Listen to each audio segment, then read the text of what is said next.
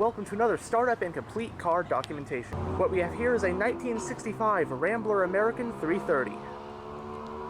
I don't know if this is the original paint color, but going by the door jamb code and just by looking at it, this one appears to be painted in the Legion Blue exterior color. Still not entirely sure though.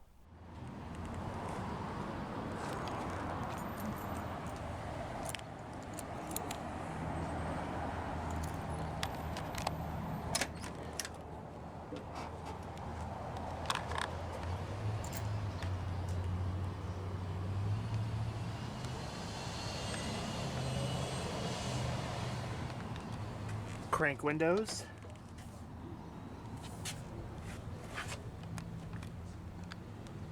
It has a blue interior with cloth and vinyl bench seating.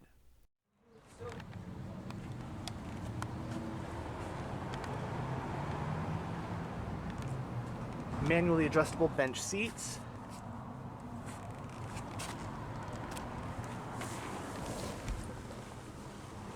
Now that we're behind the wheel, let's go ahead and start up that old straight six.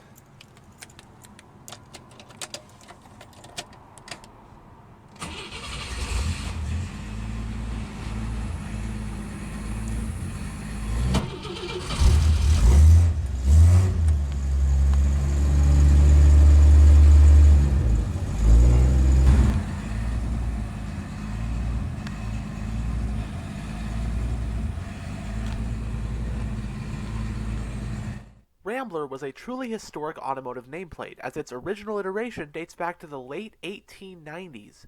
Long story short, Rambler eventually ended up as a subsidiary of the now long-defunct American Motors Corporation.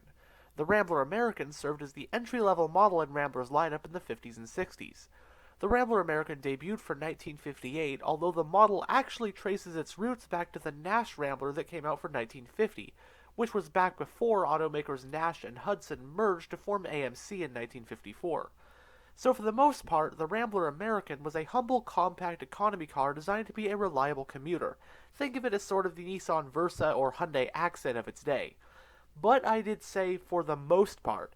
That's because in '69, the Rambler American's last year, they went and stuffed the behemoth 390 V8 out of the AMX muscle car into this thing and made it into a drag strip car. It was called the SC Rambler, or in other words, the Scrambler. Although for '69 it was then known as the American Motors Rambler and no longer the Rambler American. For '70, the Rambler American was replaced by the AMC Hornet. But anyways, on to the 1965 Rambler American, which was coming off a massive redesign in '64. And right off the bat, a crazy milestone. The '65 Rambler American was the last American passenger car ever to offer a flathead engine.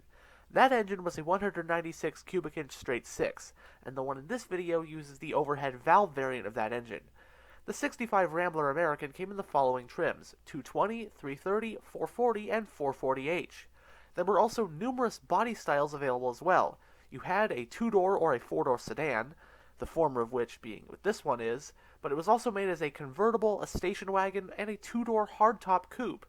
330 models were made just as a sedan, two-door or four-door, and a wagon. In terms of engines for the Rambler American in '65, you could choose between either a 90 horsepower, 196 cubic inch flathead inline 6, a 125 horsepower overhead valve 196 inline 6 like this one has, or a 232 cubic inch, 155 horsepower inline 6. Manual and automatic transmissions were available, with this one getting the column-shifted Flash-O-Matic 3-speed auto. In AMC's Rambler lineup for 1965, the compact American was the smallest, slotting below the midsize Rambler Classic.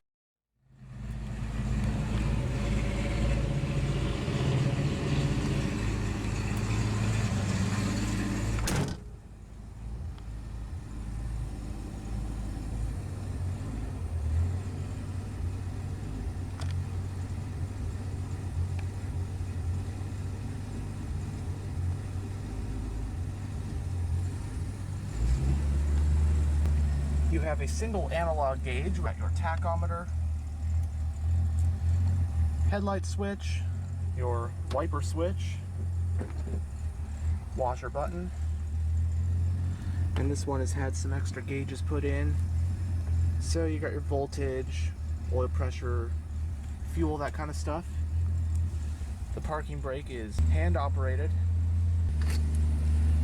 Cigarette lighter in there. hazard switch is right here.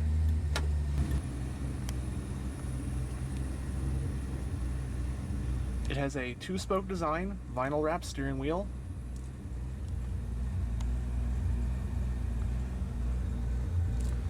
Have a column gear shifter.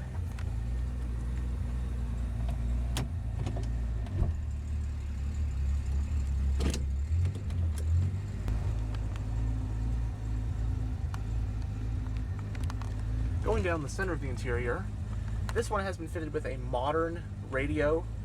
So it's AM and FM, then you have presets in your bass, treble, equalizer, all that kind of stuff. But it looks old school, which is nice. Ashtray.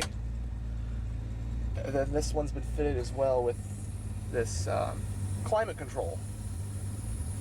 It looks pretty old. I don't know if this is original or aftermarket, but it feels like it's pretty cold air conditioning.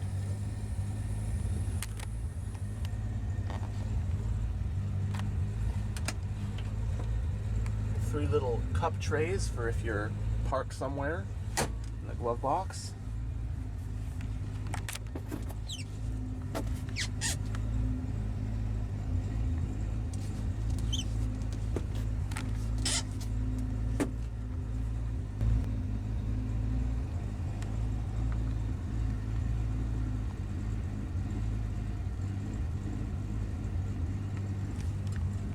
I don't know why it's running a bit rough. But now we'll roll down the driver's window and have a look at the engine bay.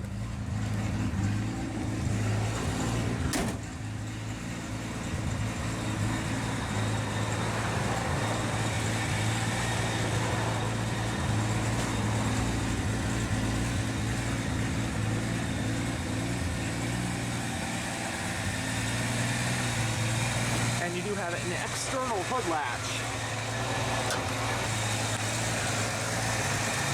This Rambler appears to be powered by the custom Flying Scott 196 cubic inch or 3.2 liter naturally aspirated inline-6 engine. For 65 there was also a flathead version of this engine that made less power, but this one is the overhead valve variant. Anyhow, it's a cast iron power plant with horsepower being rated at 125 at 4200 RPM and torque being rated at 180 pound-feet at 1600 RPM. That power is channeled to the rear wheels of this Rambler via the available Flash-O-Matic 3-speed automatic transmission with low gear selection. It has a 16-gallon fuel tank. It has an independent front suspension and a solid rear axle with leaf springs. I'm not for certain, but I believe these had 4-wheel drum brakes from factory.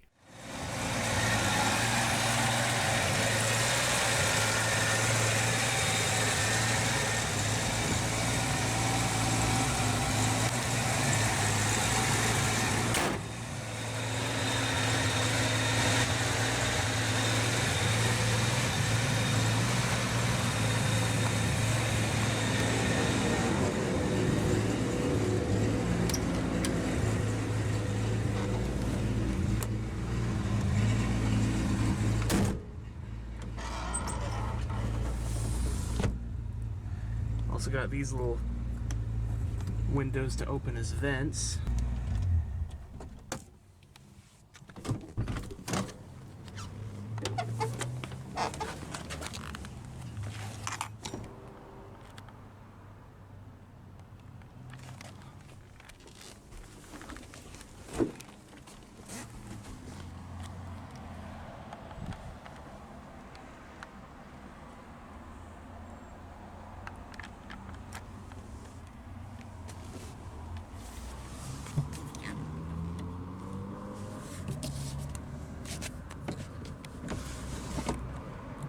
You can also roll down these back windows, but only to here. There's some of the modern speakers that have been put in this car. I like the setup here, and there's actually a USB port in there too. I like these very subtle upgrades in technology to these old cars where the vast majority of the car is just like it was when it was new, but they do it very subtly. It looks like an original car, but they just put in a nice modern, FM radio or something you can put Bluetooth, I've seen, but without impacting the old school feel of the car. Space back here, I'm about 6'1", And legroom is actually pretty decent. Footroom is the same. And I even have a couple inches of headroom, which helps because it's a, kind of squared off, hardtop design, as opposed to most modern cars which have sloping roof lines.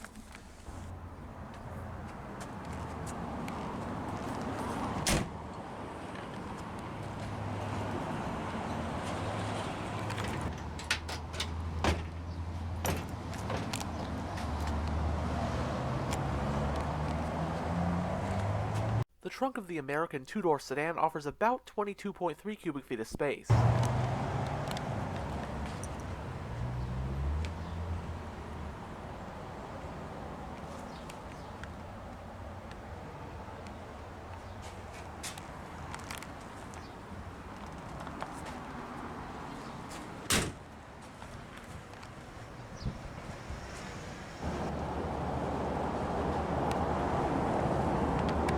Anyhow, thanks for checking out this tour of this 1965 Rambler American 330.